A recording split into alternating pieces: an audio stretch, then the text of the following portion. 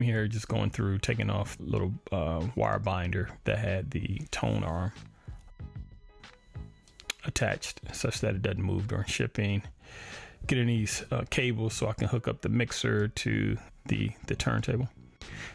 Now, one thing you'll notice about these cables on these RCAs, there's sides that they're kind of straight, and actually hook these up backwards the first time. So the ones that are left angled, as I turn the turntable around, the left angle brackets should go to the back of the turntable, but I actually put these in first, and I reversed them later. But you can see, so on the back of it, you can see the red for the red RCA, white RCA, and then the ground wire. But again, you can take the other side of the cable, kind of L brackets, and what that's going to do is going to allow me to line the turntable flush with the mixer if I go into battle style for the DJ setup.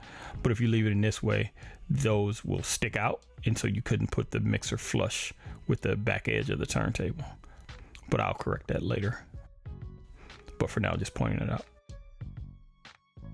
Now you can see me actually hooking the RCA up to the back of the mixer. So again, there's the again 2-channel mixer, so hooking up the one side to it, and so they both come with RCAs left and right, and then a ground wire for both. So I'm just putting a ground wire on it, hooking up the turntable here. Went with the replacement of this. Didn't want to go with the controller again, because one thing on a controller, with my last controller, the NS7, was a great controller. It lasted for a long time. However, ran into a couple issues that the controller itself was not class compliant, meaning that it required drivers. And so Numark stopped making drivers for the original NS7 as they went through higher versions. I think they just only ended up supporting version 3, and then they started making some of the smaller controllers.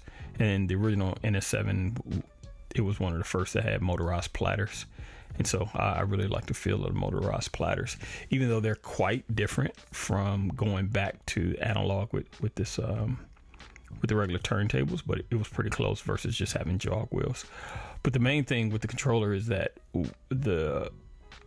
so with the drivers being non-class compliant, so I had a dependency between the Mac OS or Windows OS. So I was using Mac at the time. And so Mac went through a couple things where they wasn't supporting drivers anymore. Numark didn't, make the drivers. They said they couldn't map it because of the way that the rotating platters work, and so it just basically went obsolete, as well as the operating system on the Mac side. They went through a couple of upgrades, and so after a while I was really stuck at like Mojave. I forget what version of Mac OS it was, but I couldn't upgrade anymore. And then the machine itself was an old iMac, and so I couldn't upgrade it because the newer systems required a higher operating system, but the higher operating system would not work with the driver. So I was just kind of stuck on both sides. And so that's why I kind of abandoned, a lot of controllers out there, but I didn't want to run into this issue again. So I said, I'm gonna just go analog with a DVS capable mixer, or buying a outbox, a DVS outbox, like a Reloop Flux or something like that. But I ended up just going with the mixer alone.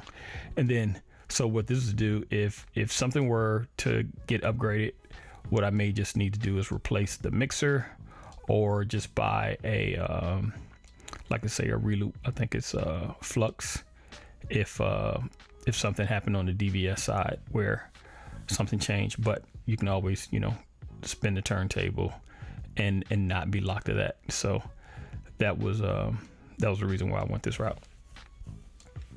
Now, one thing I must say is of gear I had to order, since this is using the Numark DVS. The Numark mixer is a scratch mixer that's DVS compatible, but it does not come with the control vinyl. So I had to buy the control vinyl as well. And what it does is, once you get the needle, you put the needle on, then you get the control vinyl. The control vinyl has a tone on it. So as it spins, it sends that information back through the mixer, through MIDI. and it communicates with the software, and it's able to map up the hand movements or the platter movements from the record to be able to pick up that analog sound and convert it to digital. And so that's how you get the sound from an analog device, you know, converted to digital through there. And so, but I say all that to say that vinyl does not come with the mixer, so you have to buy that separately. So I bought the Serato control vinyl. Now, one thing I would say is that the control vinyl for Serato, it worked with Algoriddim DJ as well. I'm not sure about some of the other DVS systems. I did confirm that it did work with Algoriddim. I just got an issue with connectivity, but the control vinyl was good. So you just got to purchase that separately. So you can see now I hooked up the counterbalance on the tone arm for the needle. So put that on and went online and read some stuff about how to calibrate that. So one person suggested, as opposed to putting on the counterbalance the right way, orthodox way, what you do, he just turned it backwards. And, you know, I've been playing with the settings over time between that, the height, the anti-skating. So it just takes a little bit of fiddling around, trying different options to get the right weight ratio for how heavy you want the needle to set on the record, but really the control vinyl. The thing I would say to that though is be careful to make sure that the counterweight is not such that it's so light that it's causing, so heavy that it's causing a downward pressure that the actual bottom of the cartridge is sliding on the control vinyl. So, and when you do that, you'll hear a heavier sound on that. You may have to play with altering that. So you can see I took the Orfoton cartridge there, just basically put it in. There's just a ring that goes through. It just really slides in there. And then there's a ring screw on the tone arm, and you just screw it in and it just tightens.